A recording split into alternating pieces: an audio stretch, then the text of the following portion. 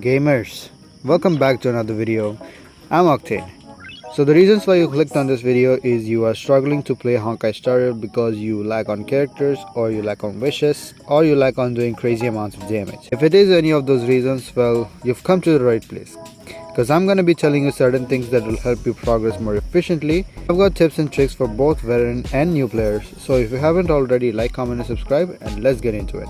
Okay, so to start with, build only 4 to 5 characters. This includes your main DPS, a support, a tanking unit, or it can also be a damage over time character, and a healer. The upgrade materials in the game are limited, so choose wisely on which characters you are going to build and use long term until you find a character who can replace them. As you are starting the game, focus on getting your characters' light cones and traces to the maximum world tier. Use your resin on these calyxes, both the golden and crimson.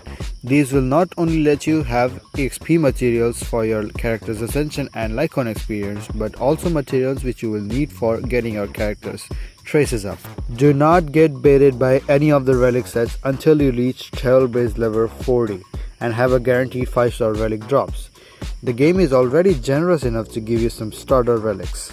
So as you progress in the story, you will find chests lying around the map, and some of the bigger chests gives you a guaranteed 4-star relics. And by opening all the chests in the map, you will get this currency on every planet we will visit, which you can exchange for some relics and some upgrade materials. Doing this before you go for your relics will give you a guaranteed damage boost than the tiny bit extra you get from the relics.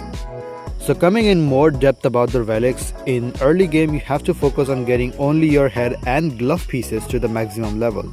This will allow your characters to withstand the damage given by some harder enemies while also doing some guaranteed high scale damage. But when it comes to the remaining 2 pieces, it depends on what the main stat and the corresponding substats are.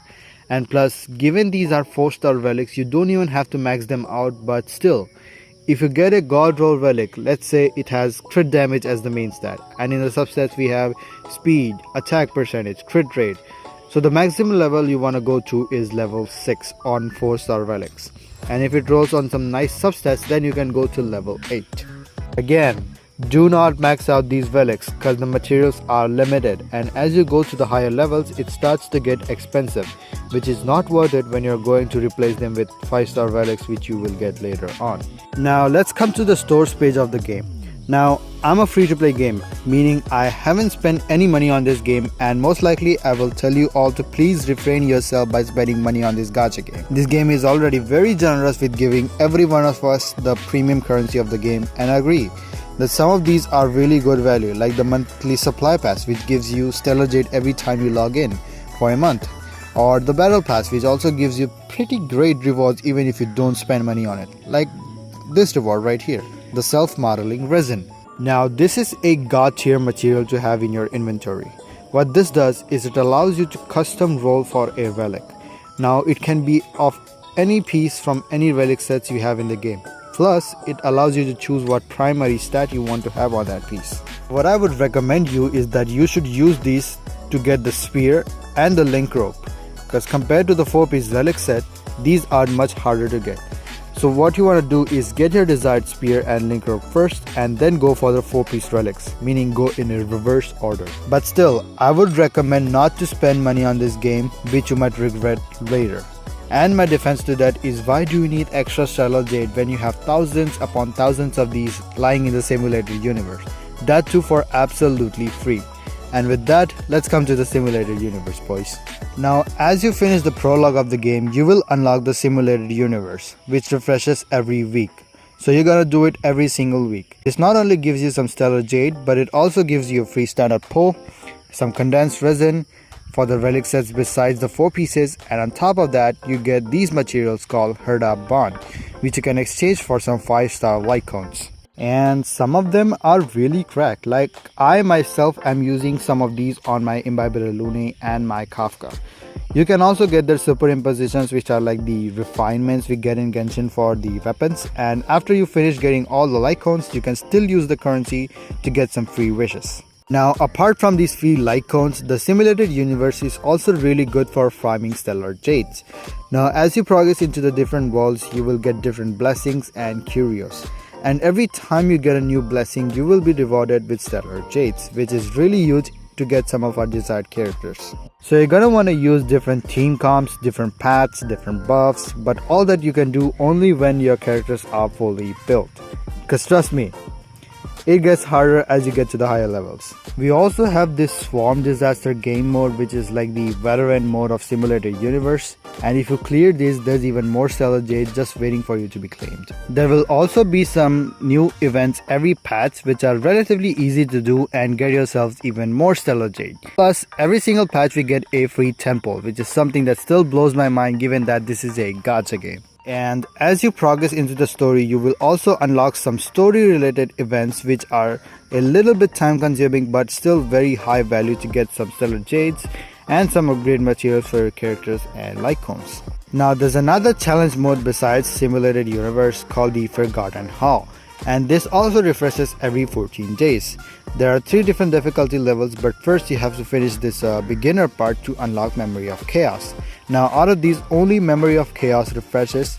The beginner part is just one and done, but you can still replay it if you miss on getting the 3 stars, and as you finish these, there's even more stellar jades and upgrade materials. We also have this currency which lets you exchange it for 4-star lycones for different characters, and you can also purchase them again for the refinements. So these are really sweet on getting some early game lycones. So now you got all the stellar jades, their upgrade materials, and some nice or decent lycones.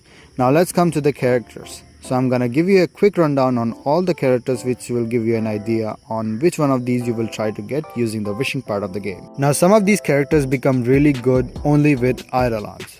So to start with, we have the Preservation MC, which you get after you finish the Yarilo 6 story quest. She's a great tanking unit. She can also taunt enemies, which will make the enemies attack her more frequently, and her ultimate also has a massive AoE. So when you get her, build her. Next we have Kafka. She is a damage over time character, so if she ever returns, pull for her, because her skill allows you to stack up lightning damage on enemies, and her ultimate also has a massive AoE. I really love using her in some of my comps. Next we have Jeopard, a really good tanking unit. I say that even if I might have lost the 50-50 and got him and his best in slot Lycone, so I have no choice but to build him. Next, Jing Yuan. Now at first I pulled for him because he looked pretty cool, and I do not regret that decision. He's been a really great character for me in the early game. Massive AoE, great damage DPS, overall great character. Next we have Fu Xuan, who is like the upgrade version of Jeopard. Her skill allows you to crowd control debuffs while also healing herself to take some more extra hits. But even if you don't have her and have Jeopard instead, he's still pretty good value. Next we have Yang Jing. Now this is a standard banner character, meaning you can get him on the standard banner, or if you lose the 50-50, there's a chance for you to get him. Now he's a really good single target DPS, like his ultimate increases his crit rate and crit damage, allowing him to do some crazy amounts of damage. If you manage to get him in the early game, build him, you would not regret it. Next up we have Bailu, which is another standard banner character. She's a great healer, but the only downside is that she cannot cleanse. And when you use her skill, she heals random characters, which in some situations is not needed. But what I think she excels in is that she can revive one of the dead characters. Next, Jing Liu. Her banner is currently going on, so if you want a DPS, just get her. She's surprisingly busted. In my opinion, you should not miss out on this character. It doesn't matter if you can't get her ascension materials, just get her. Next up we have Imbibula Lune. Once again, massive AoE, does tons and tons of damage. If you have him, build him. Next, March 7th. Great early game shielder. She can also cleanse, which is really good. Honestly, I might build her just for the memes. Dan Hong, decent early game DPS, not the character you might use long term. Arlen, just like Blade, consumes his own HP to do more damage, but why do you want to use him when you got Jingwan and Kafka on your account? So that's a pass for me. Next, Asta, really good at breaking fire shields, and her ultimate also gives you speed boost, so that increases her value. She is a must-build character. Herda, if built correctly, can become a really good follow-up damage dealer. Serval, she has a really great AoE, really good at breaking lightning shields. If you don't have Jingwan, Kafka, and if you're not in a mood to build Arlen, she can become a really good unit to invest on. Next up, Natasha, really good healer, even better than Bailu. she can cleanse, she can also auto heal a character who's on the verge of dying, and she's free. So that doesn't make sense if you don't build her. Pela, God tier unit. A must build and a must pull character. If you have her, build her at all costs. Sampo, another damage over time character. He has a great synergy with Kafka, really good at breaking windshield. Definitely a must build and a must pull character. Hook, if built correctly, can become a really good single target DPS. Lynx, another one of the must build and must pull characters. She can also cleanse and also has a massive heal. If you have her, build her. Luca is a physical damage over time character. He also has a good synergy with Kafka. I would not build him because I have Su Sheng, and to me, she feels much better than him. Qingque is another character that you get for free. She can also do massive chunks of damage if built correctly. Right now I'm focusing on building the characters that I use daily, but later in the future I will build her because she is fun to play around. Also, since we get her for free, she can also become an early game DPS. Tingyun is another must build and a must pull character. If you manage to get her at E6 like I do, she becomes really valuable. She's an SSS tier unit, you should build her. Su Sheng, really good single target DPS. If you manage to get her at E6, she becomes really good at breaking shields. She's also really easy to build, so if you need a physical DPS, she's a must build. Yukong, fairly decent character until you get her at E6, so just like Kujo Sara, she doesn't really pop off until you have her at E6. Himeko, from what I've heard, she's not that great until you have her on max level. For early game, she can be a little good, but maybe not for long term. Welt, he is also really valuable. He can imprison enemies, making them slower, thereby giving you more chances of attacking. If I ever got a Welt, I will build him. Silverwolf, she may not be a must-have character, but if you pull for her, well and good. She can come in clutch in situations where your account doesn't have element diversity, meaning when you use her skill, she can make the enemies weak to one of your party's corresponding element. Plus, her ultimate also reduces defense of the target enemy, so low-key, she's just like Pela. Bronya, she's a must-have and a must-build character. If you have both Tingyun and Bronya, you don't have to choose on which one to build, just build both of them. Both of them are SSS tier units and they bring a lot of value to your account. Next up, Sealy. She's also a really good DPS. If you have Bronya and Sealy, you can make the dream combo of pairing her with Sealy so that Bronya can boost her attack and Sealy can do massive chunks of damage.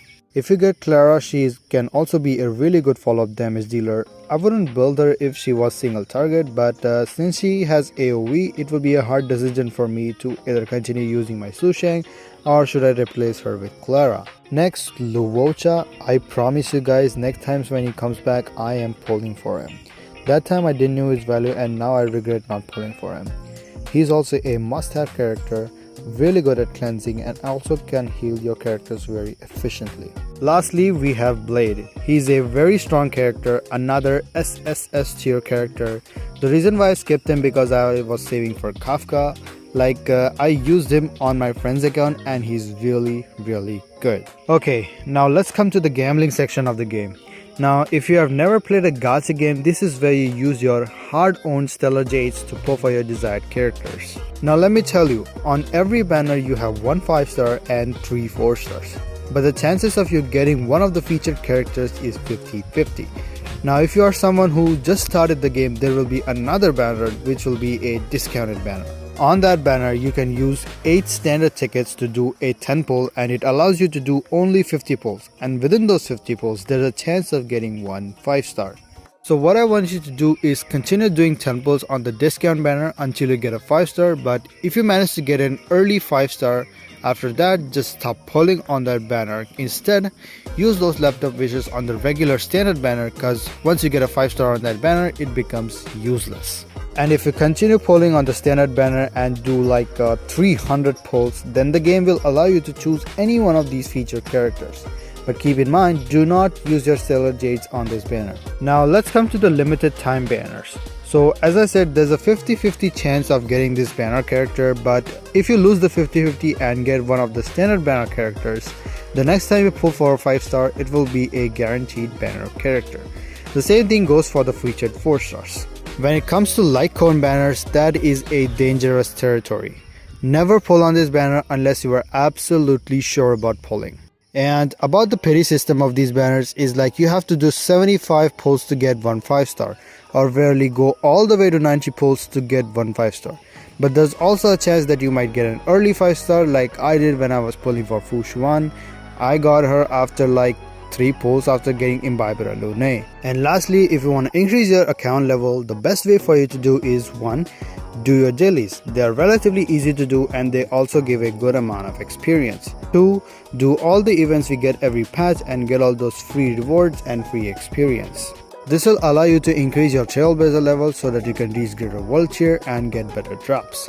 And as you level up, you will get this fuel, which is like the fragile resin, giving you 60 resin per unit, and try to gather these as much as you can till you reach Trailblazer level 40.